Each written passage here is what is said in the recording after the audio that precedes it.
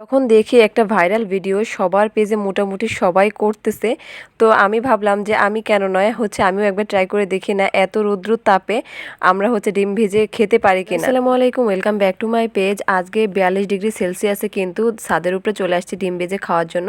তো এখানে যেহেতু সর্ষের তেল আজকে আমি রোদ দিব, তো ভাবতেছি যে সয়াবিন তেল না দিয়ে সর্ষের তেল দিয়ে ডিমটা ভেজে খাই। যেহেতু ফার্স্ট টাইম অভিজ্ঞতা, দেখা যাক আসলে ডিমটা হয় কিনা। আজকে কিন্তু 42 ডিগ্রি তাপমাত্রা চলতেছে আমাদের এখানে রাজশাহীতে, কিন্তু প্রচুর পরিমাণে একদম অনেক গরম। সবসময় গরমের সময় গরম বেশি, শীতের সময় শীতটাও বেশি। ছোট্ট একটা প্লেটে কিন্তু আমি আজকে ডিম ভেজে খাবো। এটাকে আমি 5 মিনিট মতন একদম গরম করে নিছি, যে দেখি এটা আসলে গরম হয় কিনা।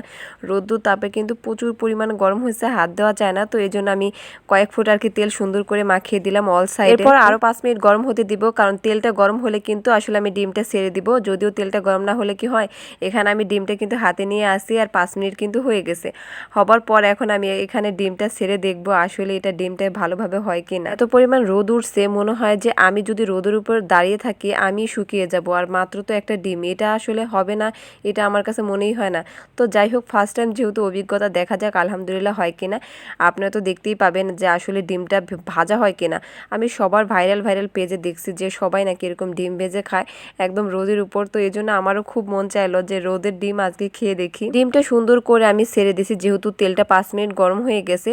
তো এখানে কিন্তু যেহেতু 42 ডিগ্রি তাপমাত্রা আছে, তারপরও কিন্তু আমি এটাকে 1 ঘন্টার মতো সময় দিব আসলে হওয়ার জন্য। আর এখানে প্রথমে ভাবতেছিলাম যে ফিরার উপরে আমি এটা রাখি, রোদটা ভালো পাবে। পরে দেখলাম যে না, ফুলের উপর রাখলে নিচ থেকে একটা ভাপ থাকবে, ওটার একটা গরম থাকবে, উপর থেকেও গরম থাকবে, তাহলে এটা তাড়াতাড়ি হয়ে যাবে। তারপরও আমি এটাকে 1 ঘন্টার মতো সময় দিব হওয়ার জন্য। যতই হোক, আগুনের একটা তাপ, রোদের একটা তাপ। আগুনের তাপ আলাদা, রোদের তাপটা আলাদা। যতই বেশি থাকুক না কেন, এটাতে একটু সময় না দিলে কিন্তু আসলে সেরকমভাবে হবে না। তো আমি বারবার এসে সুন্দর করে মাঝখানে দিয়ে দিতেছিলাম। ডিমটা যেহেতু আসলে লিকুইড, বারবার সরে সরে একদম এক সাইডে চলে আসে, এজন্য আমি মাঝে দিয়ে দিতেছিলাম, যেটাকে সুন্দর করে এখানে চেক করার জন্য আমি খুন্তিটা একটু হাতে ধরলাম। খুন্তি হাতে ধরার পর আমার হাতটাই সেকা খাইছে, এত পরিমাণ গরম ছিল। আর আমার মেয়ে তো খুবই এক্সাইটেড, আজকে রোদের শুকানো ডিম খাবে, রোদের ভাজা আর কি। যেহেতু আমারও ফার্স্ট টাইম, এজন্য আমিও কিন্তু খুবই এক্সাইটেড আসলে ডিমটা কখন খাবো, ডিমটা কখন হবে। তো আমি কিন্তু অপেক্ষা ছিলাম। আর এত পরিমাণ তাপ ছিল, এত রোদ্দুর ছিল, আমি তাকাতেই পারতেছিলাম না। যদিও ছাওয়ায় এসে একটু জিরে নিলাম। আলহামদুলিল্লাহ আমি কিন্তু 1 ঘন্টা পর চলে আসছি ছাদে। এখনো কিন্তু অনেক রোদ, যেহেতু আমি এত বিকেল করব না, ভাবতেছি যে এটা নিয়ে যাব, হোক আর না হোক। এসে যা দেখলাম তা তো দেখে পুরাই অবাক। আসলেই কি এটা হয়, আসলেই কি এরকম হয়। আমি কুসুমটা ধরতেছি, কুসুমটা এত পরিমাণ শক্ত হয়ে গেছে তাপে, আর আলহামদুলিল্লাহ এত সুন্দরভাবে বসে গেছে। আমি আসলে অবাক হয়ে গেছে, জাস্ট জীবনের প্রথম সাকসেস হয়ে গেলাম। আমি আসলে ভাবতাম যে সবাই যে এগুলো করে, আমার মনে হয় যে না, এগুলো আসলে ঠিক না। হয় আসলে কি হয়, একটা কনফিউশন কাজ করতো। আজকে যেহেতু ফার্স্ট টাইম করে দেখলাম, আমি পুরো জাস্ট ফিদা হয়ে গেছি। এত সুন্দরভাবে হাফ বয়েল হয়ে গেছে, যদিও কুসুমটার ভিতরে একটু কাঁচা কাঁচা আসতে, পুরো হাফ বয়েল।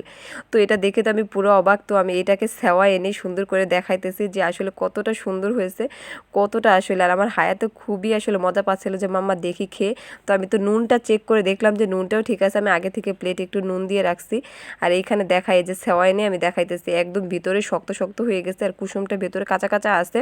তো এটা তো এইভাবে খাওয়া যাবে না, আমার মেয়ে তো এইভাবে খাবে না, যেহেতু হাফ বয়েল ডিম। আমি ডিমটাকে সুন্দর করে বাসায় নিয়ে যেয়ে কিন্তু আসলে আবার ভাজবো। ভাজার পর কিন্তু আমি আমার মেয়েকে খেতে দিব। আর গরমের তাপে এখানে দাঁড়াতেই পাচ্ছিলাম না। তো যাই হোক, ডিমটা যেহেতু আমার হয়ে গেছে, আমি এখানে আর বেশি লেট করব না। আমি সুন্দর করে দেখাইতেছি, দেখেন ডিমটা কত সুন্দরভাবে আমার হয়ে গেছে। আমি কিন্তু সাকসেস হয়ে গেছি আলহামদুলিল্লাহ। মনের মধ্যে অনেক আনন্দ লাগতেছিল, অনেক খুশিও লাগতেছিল। যাই হোক, ফাইনালি আমার ডিমটা তো হয়ে গেছে। আর কিছু হোক আর না হোক, চলে আসছি বাসায়। বাসায় আসার পর কিন্তু আমি হালকা পরিমাণে কড়াইতে একটু তেল দিয়ে এটাকে গরম করে কিন্তু আমি ডিমটা ভেজে নিব। আর ডিমটা দেখেন, আমি ছোঁয়ার সাথে সাথেই কিন্তু একদম নরম, একদম উল্টাতে গেলেও কষ্ট হয় মনে হয়, এত সুন্দরভাবে নরম হয়ে আছে, যদিও হাফ বয়েল হয়ে গেছে। কিন্তু আমার কাছে মনে মনে খুবই ভালো লাগতেছিল, যেহেতু আমার ফার্স্ট টাইম একটা চেক করতেছিলাম যে আসলে ডিম হয় কিনা। তো যাই হোক, আলহামদুলিল্লাহ হয়েই তো গেল। আমার মেয়ের জন্য এটা সুন্দর করে ভেজে তারপর ওকে খেতে দিব। আর এইভাবে তো খাবেই না। তবে ফাইনালি কিন্তু আমার সত্যি অনেক ভালো লাগতেছিল। আর কুসুমটা কিন্তু একদম লাল লাল হয়ে গেছে, যেহেতু রোদে আসলে শক্ত হয়ে গেছিল কুসুমটা, এজন্য কিন্তু অনেকটা লাল হয়ে গেছে তেলে দেওয়ার পর। তো আলহামদুলিল্লাহ খুবই ভালো হয়েছে। দেখতে কেমন হয়েছে অবশ্যই কিন্তু জানাতে ভুলবেন না। আপুরান ভাইয়েরা কেমন হয়েছে আমার রোদের ডিম, 42 ডিগ্রি সেলসিয়াস তাপমাত্রা কিন্তু আজকে ডিম ভাজছি, কেমন হয়েছে অবশ্যই কিন্তু জানাতে ভুলবেন না। আর ডিমের কালারটা কিন্তু দেখতে জোস হয়েছে, তাই না? সবাই ভালো থাকবেন, সুস্থ থাকবেন, আল্লাহ হাফেজ।